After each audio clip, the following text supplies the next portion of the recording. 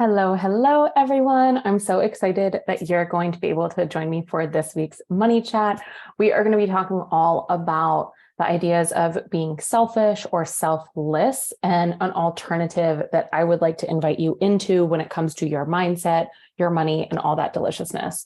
So for those of you who don't know me, I'm Eleanor Prisco and I work as a money and mindset coach. And I'm so excited to have you joining me today to talk about this topic of selfishness and selflessness. So I think the space that I'd really like to start is that I think as women, we have kind of been raised and programmed to really focus on being selfless, right? We have been programmed and raised and conditioned, I think is a better word, to be very much like give, right? Think through like, oh, how can I be selfless in this situation? How can I give? How can I provide to others? How can I care for others?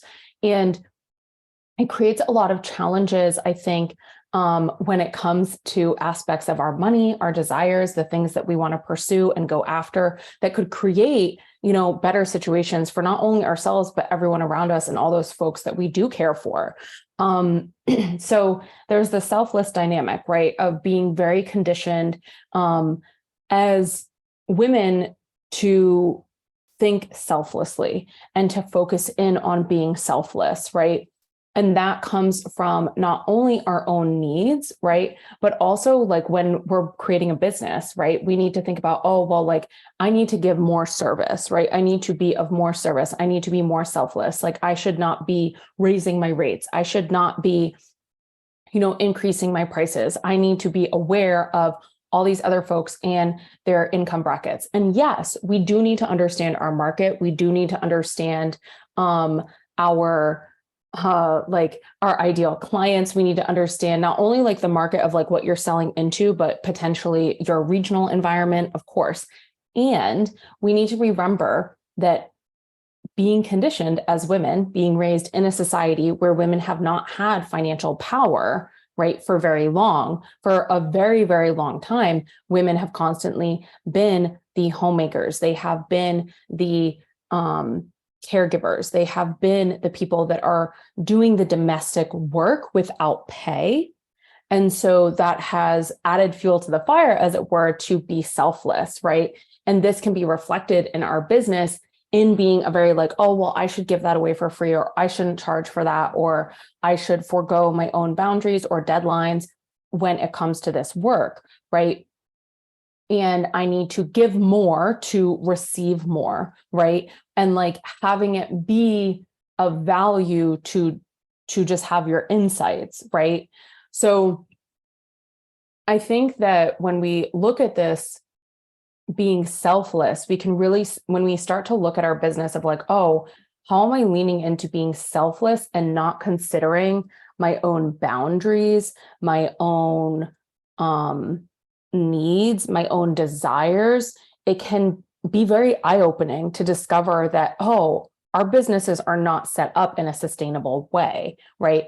And sustainability is a key pillar of the feminine finance methodology that I, have founded and teach. And I think it's so, so important for us to consider and reflect on what are we implementing that is sustainable in our business, right? Because we want to be able to grow this. We want this to continue to support us.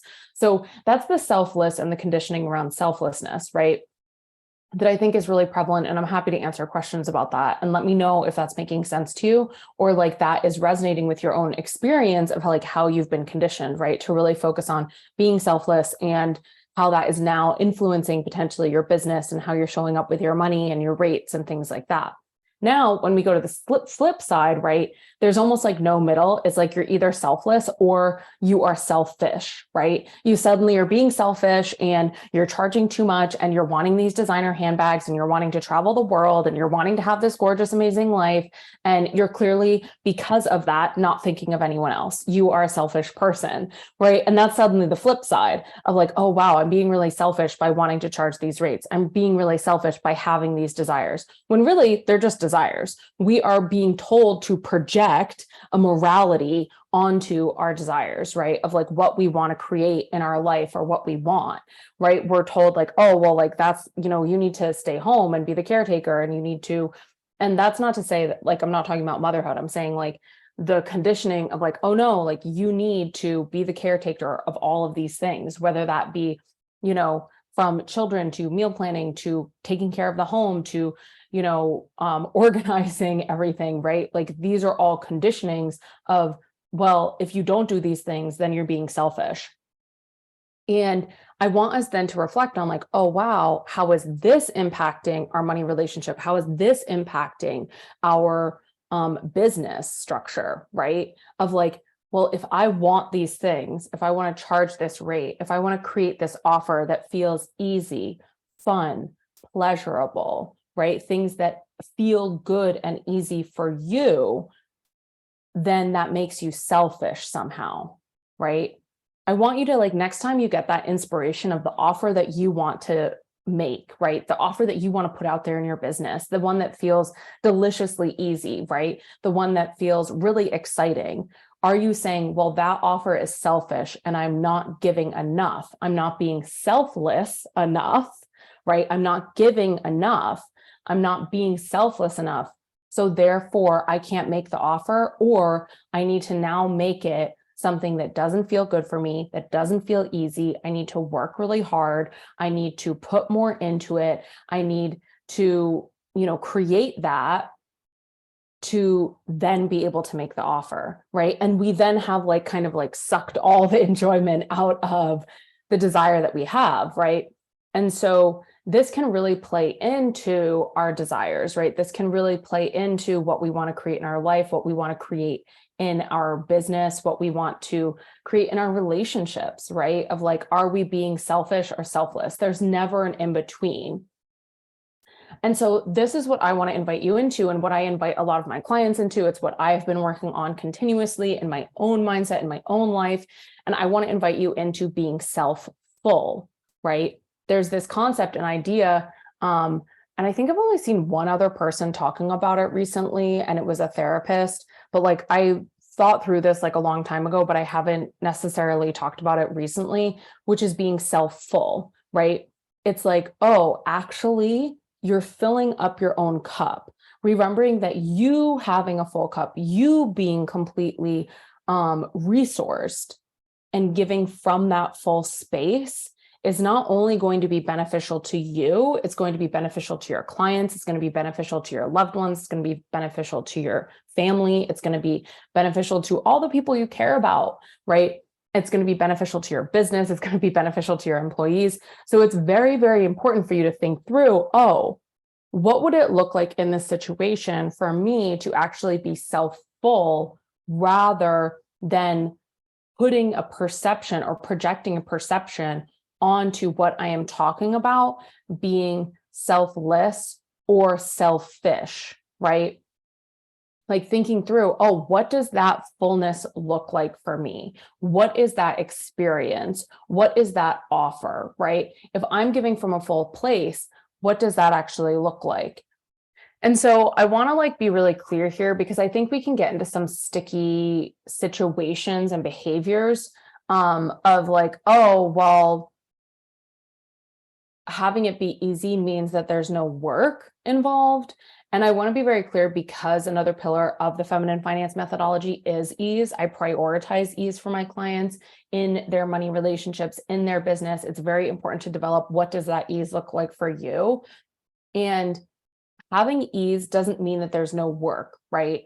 It's like when people come to work with me, I'm not talking about never looking at your finances. I'm not talking about, not being able to have a conversation with your bookkeeper or even be keeping the books in your business yourself, right? That's not what we're talking about. We're not talking about ignoring it, and we're not talking about passing it off to others, and we're not talking about like not providing value, right? Because you're providing value to your money when you show up for your money, right? When you review your finances. And in turn, you receive greater value back, right? Because you're aware of your finances and you know what's going on, and you make more money and you are saving more money and you're spending things in alignment. So there's lots of aspects of value that are created, but automatically our mind might be like, oh, easy means that I'm not doing work. That's not what we're talking about. What we're talking about is actions that for you do not feel like work, because you're functioning in a zone of genius. You're functioning in your own personal zone of genius.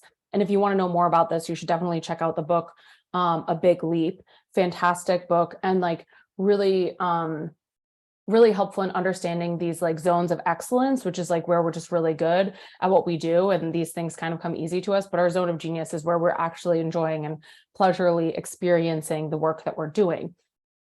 And so when we're going into this concept of self-full, right, a lot of times it means following that zone of genius, something that feels so easy to us that it's actually pleasurable. And this was a huge hurdle that I had to overcome in my own business when I first started, because managing money and navigating numbers and figuring out easy, user-friendly ways of navigating spreadsheets and like Google Sheets and creating systems out of chaos when it came to financial pictures, whether that be debt, savings, financial planning, as in like the standard society knows as a budget, that all was easy for me.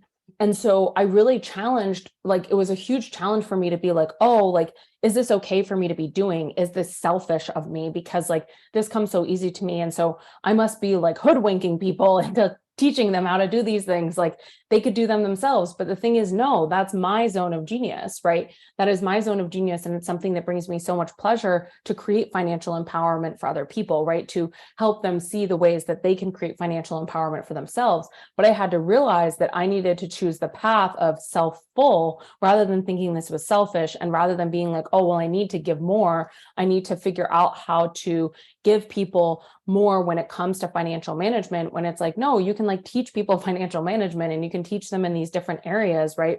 Of personal finances, of business finances. And you can teach them a different perspective, which has become the feminine finance methodology of how to approach finances and mindset, and how to do this whole new way of approaching your business finances, your personal finances, and really engaging in a whole new way that way, right? So I think that it's really, really transformative when we choose to lean into what is our self-full path, right? What is this zone of genius path? What is the path that feels easy, but is in fact work? It is work. It is effort that you're putting into this aspect of what you're doing, but it's very much choosing this different interpretation and perspective, right, than what we have allowed society to perceive our work to be, right? Because automatically we're going to lean into that feeling, and we're going to lean into the conditioning that we've all received, right? Of, oh, you're being selfish, right? You're being selfish for wanting this, or you are not being selfless enough, right? So I really, really want to challenge you to reflect on your business structures, how you're engaging with your money, how you're engaging with your pricing, and think through like, oh, have I been judging myself? Have I been creating criticism and thinking that I've been being selfish, that I have been not being selfless enough, right? Has those dynamics been coming into play as how I've been showing up in my business, how I've been showing up with my money? Because it's so important to recognize that how we show up in our business is how we're showing up for our money, right? Like they are intertwined as an entrepreneur. It's very important to understand like, oh yeah, like we need to show up for our money in a totally new way, because like our business creates the money, right? Our business gives us the money. Our business is that exchange of service and value. So it's very important for us to understand, right? Like, what is that dynamic? And so I want to invite you into really reflecting on, what is this self-full relationship look like for you? What does that mean in your business? What does that mean in your money? What would it actually look like for you to have a full cup, right? For you to be self-full, for you to be well-resourced, what would that look like? And remember, again, this isn't about it being the level of easy that is like, we're not doing anything. It's that aspect of, oh no, like we are doing things. It just happens to be in our zone of genius. So it doesn't always feel like work for us. And that's okay, right? It is okay to be doing things that don't feel like work and being paid for them, because we've chosen to be in our zone of genius. We've chosen to not be in a place where we're out of alignment.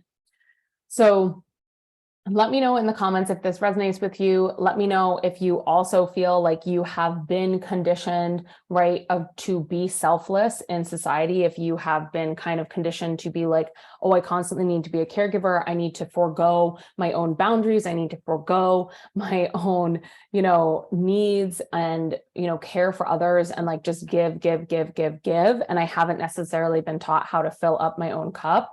Or let me know if, you have been more on the side of being vilified and like thought to be selfish. And that has been a judgment that has been used towards you or against you that has really led you to feel bad about your desires or feel bad about, what you're working to accomplish in your business or what you're working to accomplish in your life, right? Like these things of like, oh, that is selfish. Can be a big hindrance to following our desires, to following what we want to create. And so that's why I really want to invite, whether you're on either side of the fence or you've experienced both, right? Because I certainly know I've experienced both, right? Whether you've experienced both, I want to invite you into what does self-full look like for you? Being self-full, right? Being in this feeling of, oh, my cup is full. Oh, I am resourcing myself. Oh, I am choosing my zone of genius. Oh, I am choosing something that feels easy to me, yet that does not mean that I should not be compensated for it, right? Like what see like, I am choosing something that would standardly be considered selfish. However, I also have to recognize the historical conditioning that has happened for women where we have not been compensated for centuries, right? We have not had access, certainly in the United States. It wasn't until, the 70s where women were allowed to get a credit card on their own, right? Without having a male signer, right? Co-signing them, or, the same goes for like bank accounts, like having access to financial power, having access to money, right? It was very standard where like women would marry men and like all of their finances would become in the control of the man that they married. And so I think it's really important for us to think through and see how maybe some of these dynamics of being selfless, of being selfish, right? Of wanting to maintain your financial autonomy, financial independence, and wanting that now can impact how we show up in our business, can impact how we show up in our money. And it can also really define as well, like, right, how just showing up in general for our money, right? I want to just like add in this quick little caveat, right? Like taking in that contextual history, like that historical context, the belief that like you aren't good with money just because, right? There's no reasoning. Is that just like historical, a belief that isn't true, right? Like, is that actually a truth with a capital T, or is it just an inherited belief that really isn't true? So with that, I'm so happy you were able to join me for this money chat this week to talk a little bit more about the mindset aspects here of being selfish, being selfless, and the alternative option of being self-full, right? Let me know what resonated with you. Let me know what didn't. Let me know how it all landed for you. Let me know your own experience in your business of pursuing your desires and your intentions and what you want to offer. I'm so excited for you to be able to join me next week. And if you ever miss them, you can always check them out on my YouTube page or on my Instagram page. So with that, I will see you all later. Bye.